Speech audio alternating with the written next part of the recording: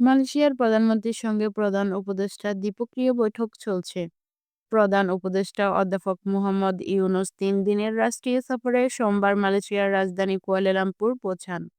পৌঁছানোর পর লাল গালিচা সম্বর্ধনা ও গার্ড অব অনার প্রদান করা হয়। আজ মঙ্গলবার সকালে তিনি পুত্র শাহজাদা স্ত্রীর প্রধানমন্ত্রী আনোয়ার ইব্রাহিমের সঙ্গে দ্বিপক্ষীয় বৈঠকে বসেন। বৈঠকের আগে প্রধানমন্ত্রী কার্যালয়ে পরিদর্শন বইতে স্বাক্ষর করেন ও কূটনীতিকদের সঙ্গে পরিচিত হন।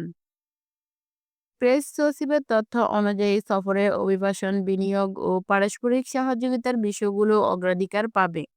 বৈঠক শেষে দুই দেশের মধ্যে অন্তত ৫টি সমঝোতা স্মারক ও ৩টি নোট অব এক্সচেঞ্জ সই হতে পারে।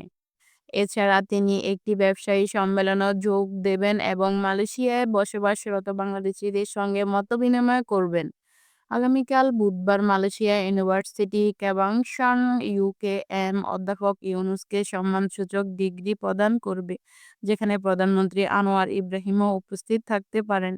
এই সফরে দুই দেশের সম্পর্ক জোরদারের গুরুত্বপূর্ণ সুযোগ হিসেবে দেখা হচ্ছে।